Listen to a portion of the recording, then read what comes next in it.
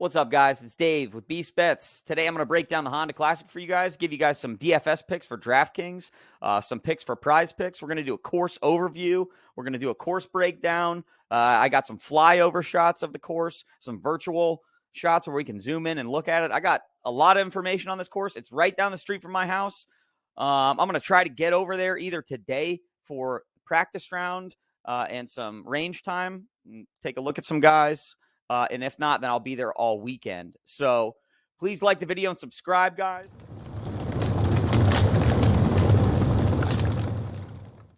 All right, guys. First hole up is a drivable par 4 with the wind in the right direction. 365 yards, a very thin fairway, as we can see here.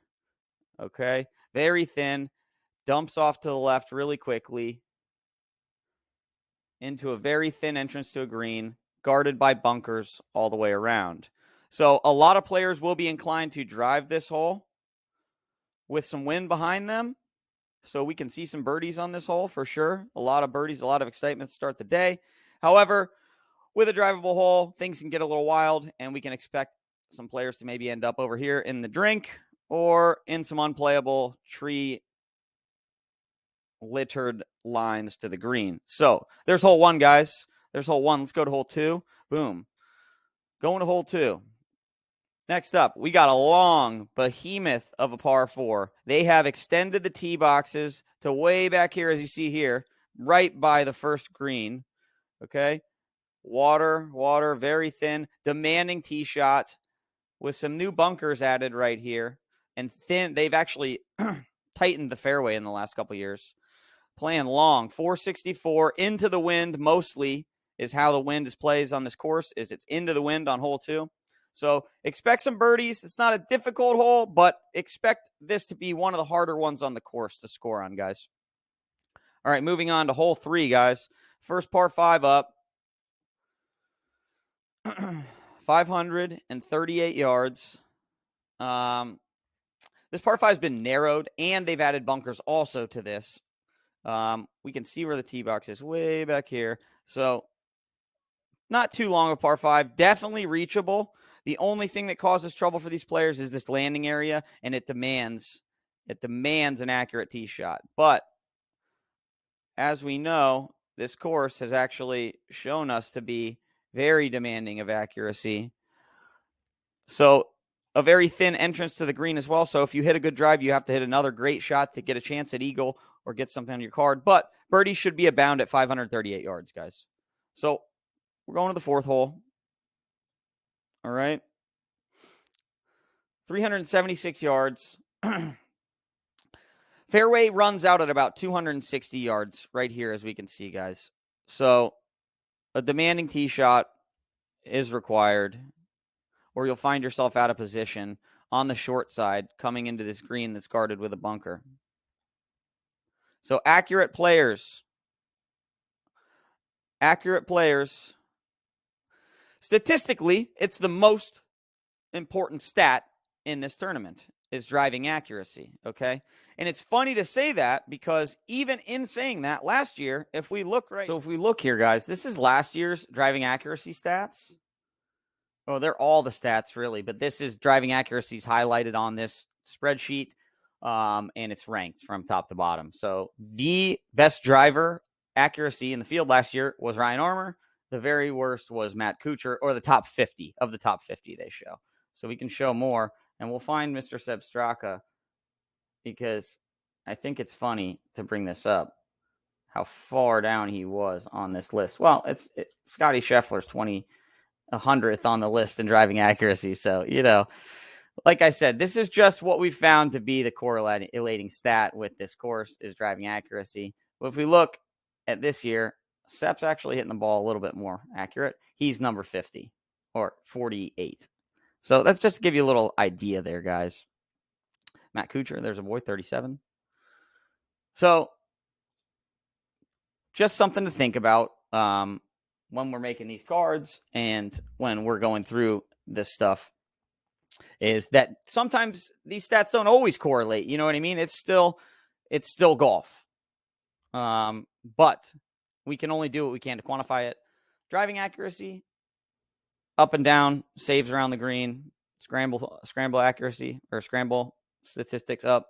So just a couple of things to look at, guys. Let's go over to DraftKings. All right, guys, we're going to harp on the driving accuracy thing here with our first choice. This is going to be one of mine. I'm going to put him on my card. I think he's a sneaky pick. Number 1 in driving accuracy last year. Finished the year number 1 in driving accuracy. Ryan Armour. He's made 6 out of 11 cuts. His average scoring is 70.1. This is DraftKings, guys. This isn't something. This is a play that you take at will. I'm going off statistics only, and statistically, I'm seeing that Ryan Armour is popping for me, and I like it. I like it. I'll give a shout out to my boy over there real quick. Also, Zach Johnson. I think Zach Johnson's sneaky. I think Zach Johnson's going to make the cut. I think Zach Johnson has it well within his wheelhouse to shoot 2-3 under par a couple days and stay in this tournament and at least get himself a top 20. Zach Johnson. Somebody that I'm going to stay away from at the top is going to be Aaron Wise, and that's just going to be an ownership thing. I'm not going to play Aaron Wise today, and it might be to my dismay, but I will get him on my Prizepicks card, and we're going to go over there in a second. I love Shane Lowry. I think Shane Lowry's coming in with a vengeance. I think Shane Lowry does it this weekend. I think Shane Lowry's going to be our winner at the end of the week, holding up that trophy. That's my pick. And then Sungjae Im, we might just have to eat the chalk. That's somebody we can definitely consider. We know he won this event 2 years ago. He missed the cut last year, but we know what a prolific ball striker he is. We know what a savage iron player he is. And just when he gets hot, he gets hot. And then the last 2 guys I'm really looking at here for my card is going to be Denny McCarthy. With his putting statistics and the field dampened down a little bit with some of the stars out, I like Danny McCarthy to have a great showing, maybe a top 10. And then Thomas Dietrich. 11 out of 11 cuts made. I want to say 1, 2, 3. Shane Lowry, Thomas Dietrich, and Denny McCarthy. That's my call for that, guys. So let's go over to Prizepicks and make a card. Hopefully you stuck around to get your Prizepicks card, guys. Let's go. As promised, we're going to go ahead and give you guys 4 picks for Prizepicks. All right. Oh, 5. I'm going to give you 5 picks, guys. So Shane Lowry, 69.5. It's a par 70 course. We need Shane Lowry to shoot 1 under par. We think he's going to do it tomorrow for sure. Matt Kuchar, 70. He needs to shoot 1 under. Let's do it. We have very much confidence in Matt Kuchar. He's been playing fantastic. He's just such an all-around great veteran golfer. One of the higher names in the field. And class act, Georgia Tech, baby. Let's go. Akshay Bhatti has won 2 times on the Korn Ferry Tour already this year. Okay? This dude's ready to go. He's going to throw up 4 birdies tomorrow. Let's go. I like him to be at the top of the leaderboard, right around it, with those other guys. Maybe top 10 by the end of day 1. That's what we're thinking, guys.